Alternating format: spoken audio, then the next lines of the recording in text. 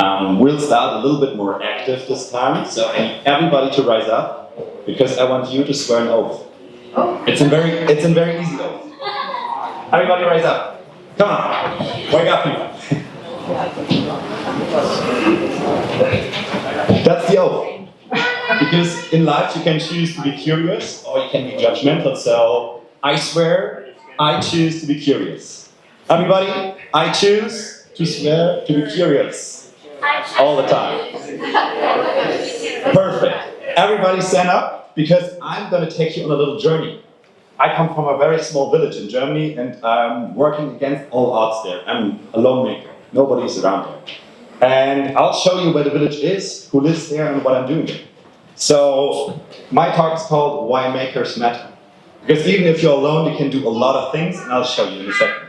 But first off, welcome to my village. It fits into one photo. That's the whole village. That's everything we have. It's a very small town in Germany. And it's called China. And so from China to China. Here I am. Wow, I love that. Where is this village? This village is located, if you go to Berlin. We'll start a journey there because people know Berlin, and we slowly start getting closer to the village. So I ask everybody who's living in a city that is bigger than 3.7 million people to sit down, please. Anyone that's living in a city with more than 3.7 million people, you can sit down. Yeah, that's Berlin. That's the biggest city we have. If you go down south for 2 hours, you arrive at Leipzig. Leipzig is way more in the countryside, only 200,000 people living there. And if you live in a city that has 200,000 or less, or more, I'm sorry, please sit down. You see, look around, almost no one is standing. And that is the issue, because if you go further down south, about an hour outside of Leipzig, you arrive at Zeitz. And Zeitz has only 40,000 people. So if you live in a city with 40,000 or more, please sit down. There's only a single person standing up right now. And I welcome you to be one of the very few to live in a very small village. Yeah, you know how it works. I live in China, and China has only 1,000 people. And you and me, we're the 20% in Germany that live in such a rural area. There's nothing around there. Like, it's very far outside, there's no infrastructure. But China has some great qualities, but it's very far away, like 9,000 kilometers. It's my first trip abroad, so it's a long journey, and I thank Violet and the team from Seed Studio for inviting me here. Very grateful to you. But this is exciting, but I'm also a nerd, so we know how to get to China, but we don't know yet who lives there. So I'm all about data. So in Germany, we have a lot of data on demographics, and I quickly walk you through it. It's very fast. So right now we have about 1,000 people, and the average age is 49 years. And I mean, you don't have to remember any of this, but right now it's 150 children, 590 working age, 260 seniors. That makes, for 100 working age adults, you have to care for 44 seniors. That's right now. If you look at the forecast, go over it very quickly. I swear I have a point. The forecast tells us there will be less people in my village. In 2030, we're only 860 people left. And you see, it shifts the whole dynamics. 119 children, less children, 475 working age people, even less working people, and a lot more seniors compared to the rest. So now 100 workers will support 62 seniors. And that gets worse. So in 2050, there's a projection that we lose almost a quarter of our population in the village. So it's only 92 children, 383 working age adults, and 275 seniors. But I don't want to bore you with statistics. I'm just very much into it. And I'll teach you a little German. This is hä. Yeah, perfect. So if you know, hä is an expression of bewilderment when you're confronted with new information or something you didn't know about. And in China, I hear hä a lot. Especially if I talk about data and gathering it and making stuff. There's not a lot of people interested in what I'm doing. So, to sum up the statistics, we will lose 25% of our population by 2050, and almost half of all of the people still living there then will be over 65 years old. Very old population. Very little young people. And that's actually the issue, because more seniors mean that we have a ratio that goes from 3 working people caring for 1 person to 2 working people caring for 1. And that carries very serious consequences, like more seniors mean more care. There's fewer schools, fewer children, fewer volunteers for like festivals, and it just spirals out of control. And someday, my village will be dying. And that is why I made this talk, because it's actually an issue in Germany with a lot of small cities. We're dying out. There's no one coming to save us. So at one point, every young person in our village will have to work harder, care more, and without any change, nothing will happen. I mean, you're makers, you know, if you don't do something, nothing happens. And I think it's a crying shame, and that's why I did this talk, to encourage more people. Because if you're confronted with new information, you have the choice to step in. And so if you look at data, you can be curious about the data, what it means, what it entails, or you can be judgmental and be like, yeah, nobody's having children anymore.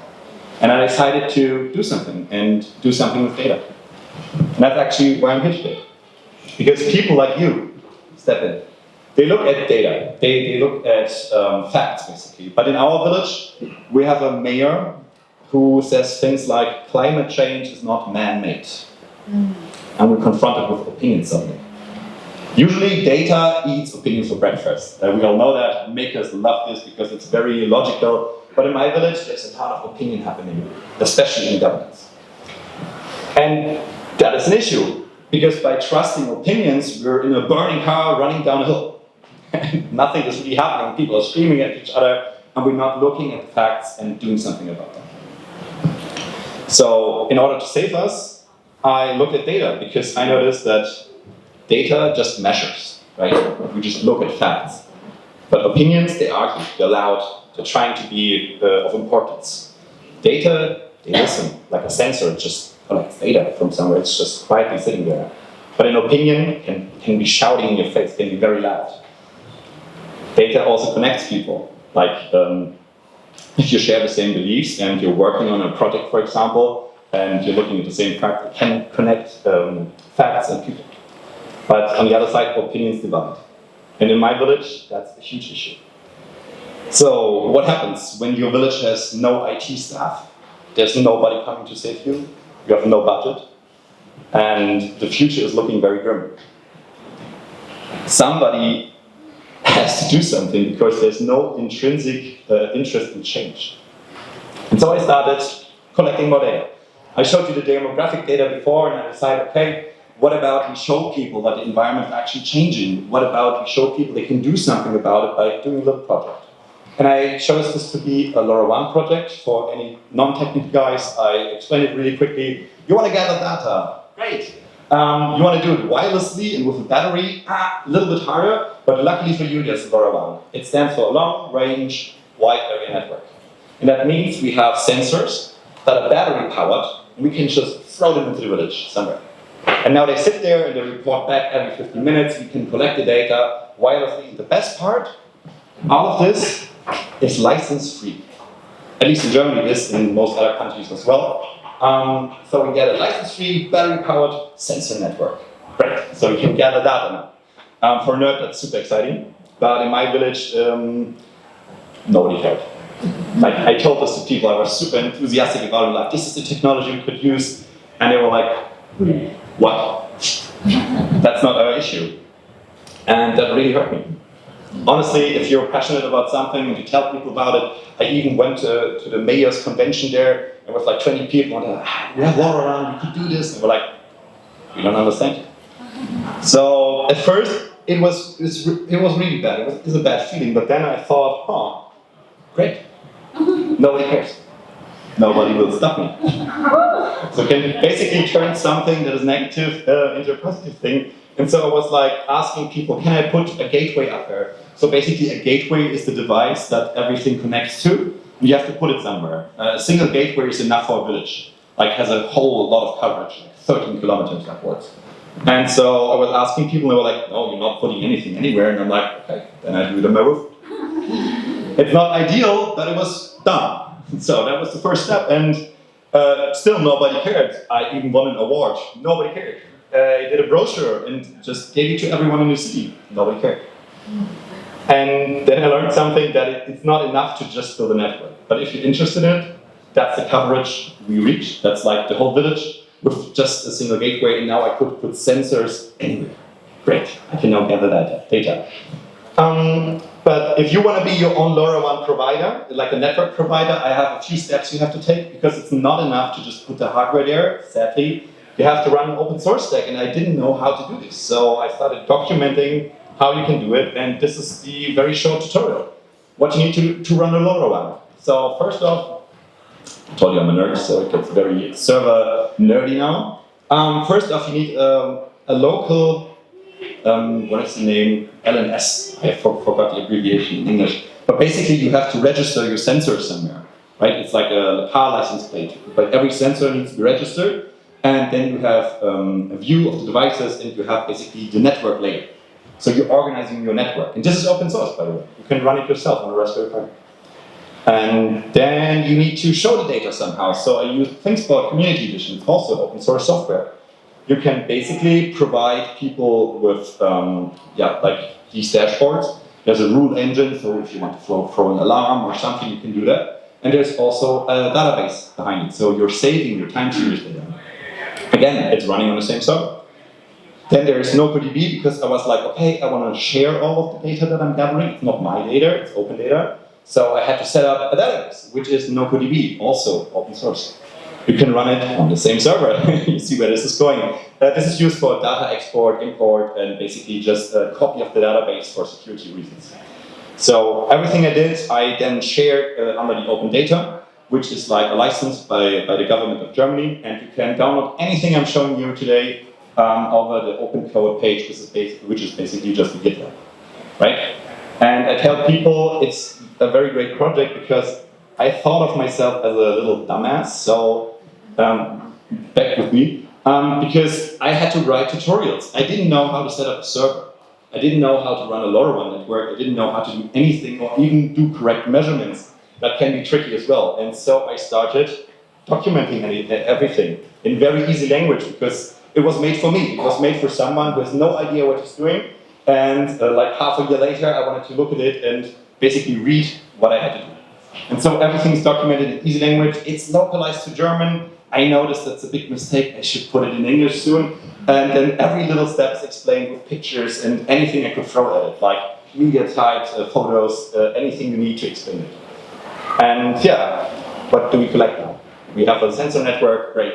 You can put sensors anywhere, but now we have to have use cases, right? And I wanted to do some environmental monitoring, but the first use case we actually found was in our public swimming pool. We have the issue, Germany is a country of regulations, and if your swimming pool has too little water, you're not allowed to open. We're a small village. We require the pool to open in time, so we have the entry fees, so we can pay for the pool. And that is why we monitored the pool level. And now the pool could open in time. And it's just a €90 project. This is a single sensor just measuring the depth of the water. And once it gets below a point, we just throw on a pump or somebody gets there and takes care of it. Very easy thing. Paid for itself like instantly. I have the presentation to download later, then you can also access the links to the tutorial as well. And I took the same idea and was like, okay, we have a local creek in the village. Right? There's water flowing through. And I wanted to know, are we affected by climate change?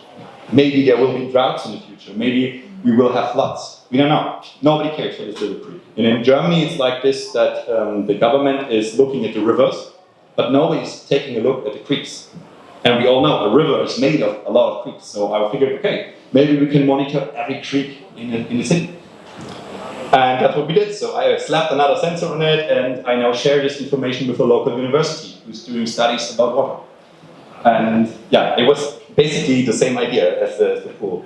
And then I went to the local municipality and was like, hey, you're using a lot of energy.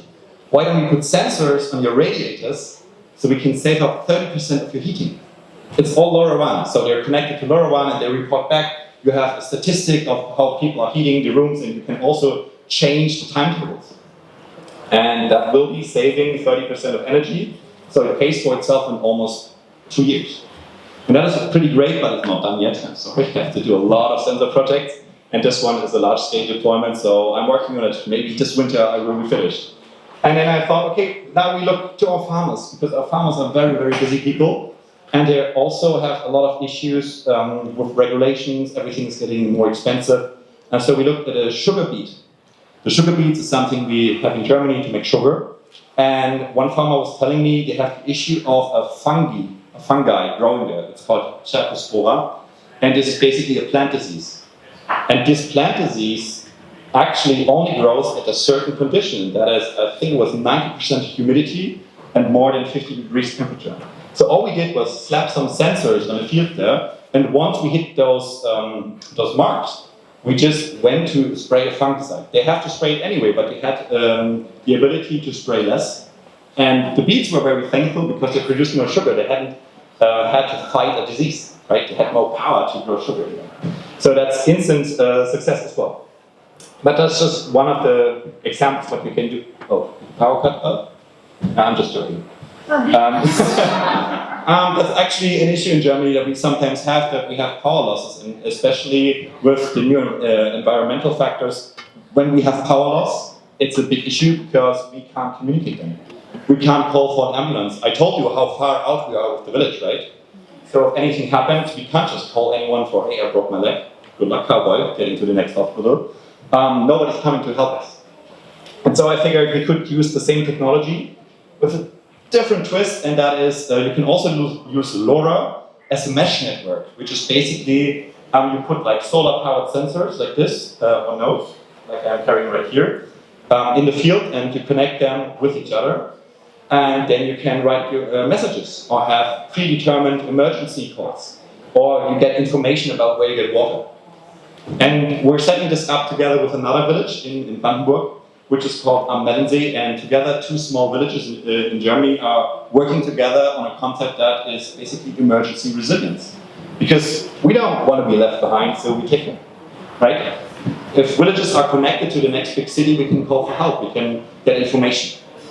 But we have to do it ourselves, exactly. So, a lot of times people ask me, okay, this is great. So, Keiner Funk is the initiative's name, and oftentimes I get asked, okay, this is so many projects. This has been online since 2024, so last year, only a year. So people ask me, how many people are you? And there's a sad reality, and that is, that would be me. So there's no one else coming. You remember the oath you swore? Choose to be curious. That is very important because you can do all of this in your spare time. You don't have to wait for anyone for permission or anything like that. And it works very well. So Makers Will Matter, that was the original name, but I changed it to Why Makers Matter. Because they're doing it right now. Like any one of you is changing their community as you speak. And this is pretty great because from all the troublemakers, the Tinkerbell, the Queen of Shitty Robots, there comes solutions to your local communities. Like we think we're just fucking around, but honestly, you're changing the people around you with what you're doing because you don't take no for an answer. And you also refuse to wait. And that is a very, very great quality.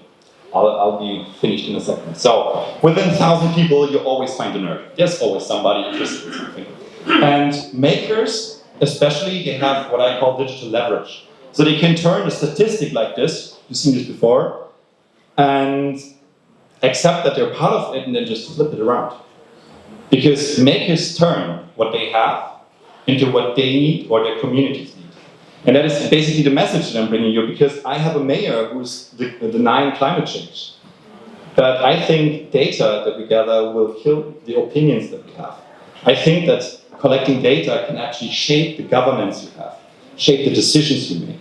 So there's power in that. It brings transparency to, like, trust me bro politics, which we're experiencing right now. So we're going from believing to knowing. And if you can measure it, you can change it, because you know where to start.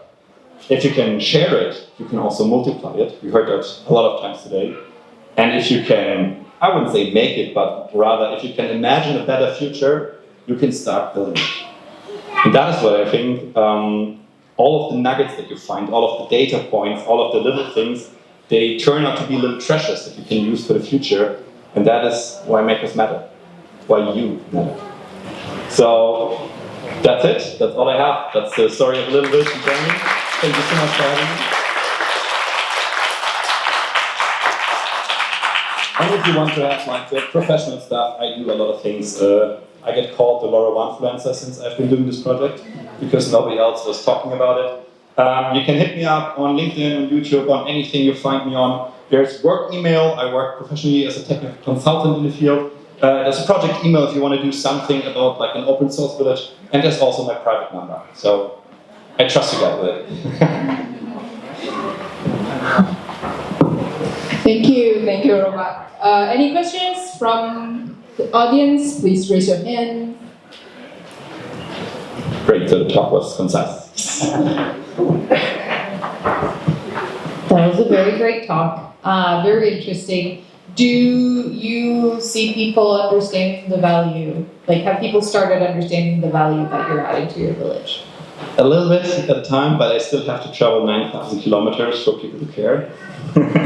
So, well, we can tell you it's very cool. It's very, very cool. Yeah. There's a few communities that are more open to this kind of thing, especially around the public pool, because it should have been closed already. So there was a community forming, actually keeping it alive.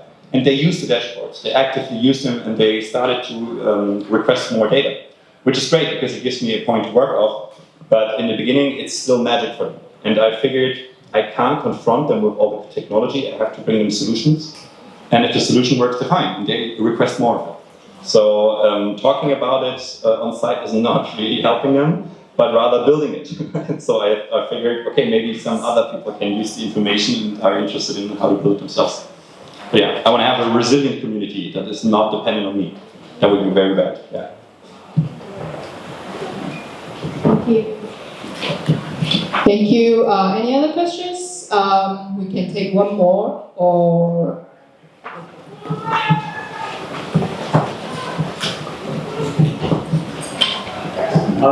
how much did it cost to fund all the hardware? That is the best question ever. So, Thank you very much. And also, did you get any funding for it? Yes and no. So first I had to use my own money. And then later on I figured out how to do it way cheaper. And in the beginning I had to pay like $800 for the gateway that you saw. It's a lot of money, especially if you're paying it out of your own pocket. But I went to the state of Germany and was like, hey, I'm building an open source network for citizens. And we're like, oh, we have funds for that. What? And so I could use the investment to leverage that, and it basically got 20,000 euros from the German government to build up more communities. And now I have a lot of sensors and gateways lying around, and nobody wants them because we're covered already in my town. So I built a little makerspace on an e-bike. So I travel around to small villages and explain to them what you can do with it. And I'm trying to find 5 more locations because it's already paid. I'm not using it for myself. I'm using it to try to teach new communities to get it. But I had to pay it myself in the beginning. But usually if you have a village that is interested in it, it's a number that most villages in Germany, at least, they're able to pay. But I could suggest something that is like $200 to start off. Like this is the cheapest it will get for a gateway. $200, and then you have like 90 euros to 200 euros per sensor. And like I said, usually they pay for themselves in a year or 2 years. So if you have something that saves you money, it's an easy thing. But the infrastructure itself, we have the gateway. Then you have to have like a server. You can run it yourselves on your own hardware. It's, like I said, open source. Or you can do what I'm doing, rent a virtual server, like $15 a month or something. But that is also covered by the grant for 10 years. So. Yeah, and I documented how to set up the server because that is one of the things that I saw a lot of communities not doing, and then the person who did it vanished or moved or something, and then basically their stack was useless. So that's the cost of the project. So start with $200 for the gateway, you have like 15 euros for virtual server, and then 90 to 200 for the sensors. Okay, thank you very much. Thank you.